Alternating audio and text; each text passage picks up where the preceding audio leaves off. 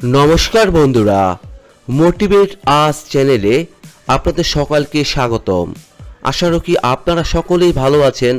তো আজকে শুরু করছি আপনাদের জন্য খুবই গুরুত্বপূর্ণ জিকে প্রশ্ন উত্তর। আশা রাখি ভিডিওটি সম্পূর্ণ দেখবেন। প্রথম প্রশ্ন, আজকাল মানুষ এক মুহূর্ত মোবাইল ফোন ব্যবহার না করে থাকতে পারে না, কিন্তু টয়লেটে গিয়ে মোবাইল ফোন ব্যবহার করলে আমাদের শরীরে কি প্রভাব পড়ে?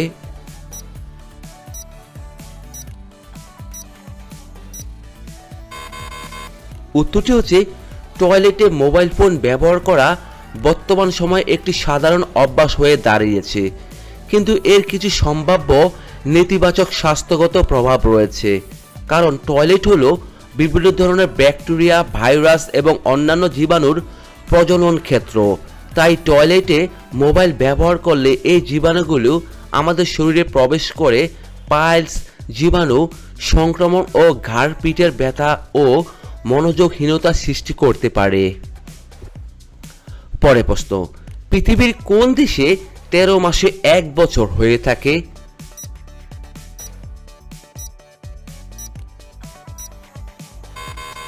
উত্তরটি হচ্ছে, ইথিওপিয়া দেশে 13 মাসে 1 বছর হয়। কারণ ইথিওপিয়ান ক্যালেন্ডারে 12টি মাসের পরিবর্তে 13টি মাস থাকে। এমনকি ইথিওপিয়ান ক্যালেন্ডার গ্রেগরিয়ান ক্যালেন্ডার থেকে প্রায় 7 থেকে 8 বছর পিছিয়ে। তাই যখন পৃথিবীর বেশিরভাগ দেশে 2025 সাল হতে চলছে, তখন ইথিওপিয়া দেশে 2018 থেকে 2019 সাল হতে চলছে। পরের প্রশ্ন, একবার ভাত রান্না করে তা ফ্রিজে রেখে বারবার গরম করে খেলে কোন রোগ হয়ে থাকে?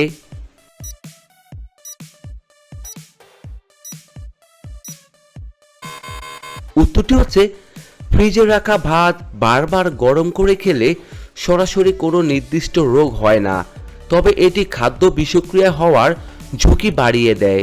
কারণ ব্যাসিলাস সেরিয়াস নামক এক ধরনের ব্যাকটেরিয়া যা বমি বমি ভাব, ডায়রিয়া, পেটের ব্যথার সৃষ্টি করতে পারে। পরের প্রশ্ন, আমরা সকলেই জানি যে প্রতিদিন ডিম খাওয়া উপকারী, কিন্তু একটি মুরগির ডিমে কত গ্রাম প্রোটিন থাকে?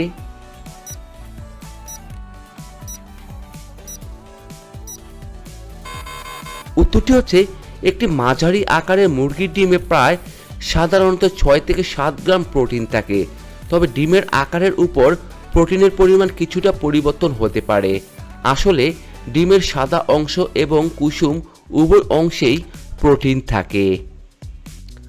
পরের প্রশ্ন, দূষিত জল পান করলে মানুষের শরীরে কি প্রভাব পড়তে পারে?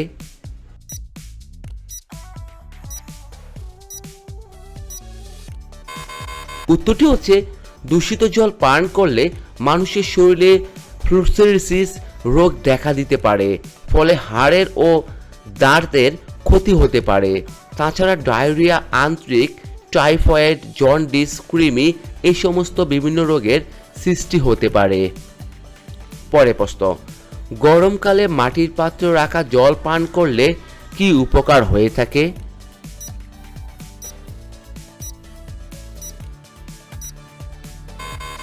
উত্তরটি হচ্ছে, গরমকালে মাটির পাত্রে রাখা জল পান করা স্বাস্থ্যের জন্য অত্যন্ত উপকারী। কারণ এটি শুধু তৃষ্ণা মেটায় না, বরং এর বেশ কিছু প্রাকৃতিক গুণাগুণ রয়েছে। আসলে মাটির পাত্রের জল শরীরের জন্য সহনীয় এবং সতেজতা প্রদান করে। অ্যাসিডিটি, বুক জ্বালা ও গ্যাস্ট্রিকের সমস্যা কমাতেও সাহায্য করে। এছাড়া হাড়ের ভারসাম্য রক্ষা করে এবং রাসায়নিক দূষণ থেকে মুক্ত থাকে, যা সামগ্রিক স্বাস্থ্যের উন্নতিতে সহায়ক ভূমিকা পালন করে। পৃথিবীর কোন দেশে কালো রঙের গোলাপ ফুল দেখতে পাওয়া যায়?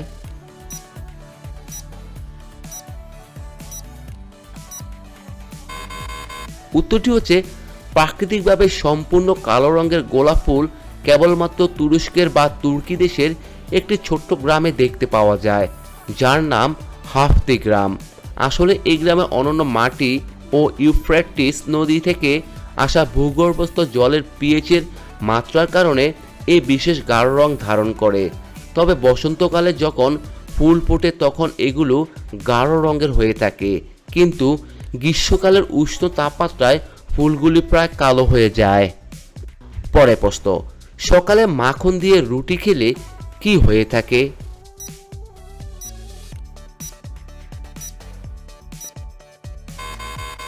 উত্তরটি হচ্ছে সকালে মাখন দিয়ে পাউরুটি খাওয়া বেশ প্রচলিত একটি টিফিন, কারণ এটি দ্রুত তৈরি করা যায় এবং অনেক সময় ক্ষুধা নিবারণ করা যায়।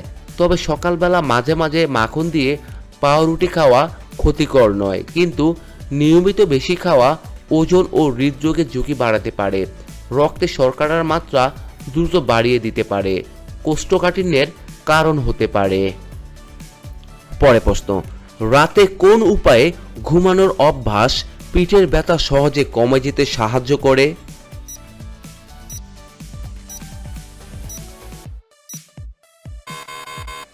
উত্তরটি হচ্ছে বিশেষজ্ঞরা বলেছেন রাতে ভুলভাবে ঘুমানোর কারণে, মূলত সায়াটিক নার্ভের সমস্যার কারণে পিঠের ব্যথার সমস্যা দেখা দেয়।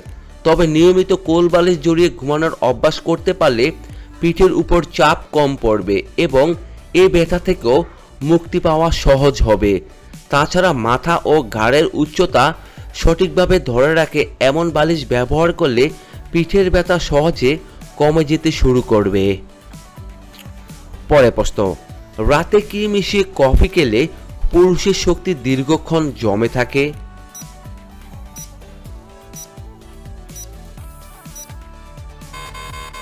উত্তরটি হচ্ছে রাতে 1 চামচ মাখন মিশিয়ে কফি খেলে পুরুষের শক্তি দীর্ঘক্ষণ জমে থাকে।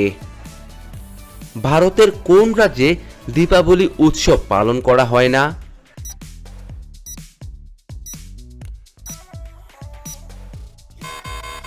উত্তরটি হচ্ছে ভারতের কেরালা রাজ্যে দীপাবলি উৎসব পালন করা হয় না, কারণ ওখানকার রাজা বলির মৃত্যু দীপাবলির দিন ঘটেছিল।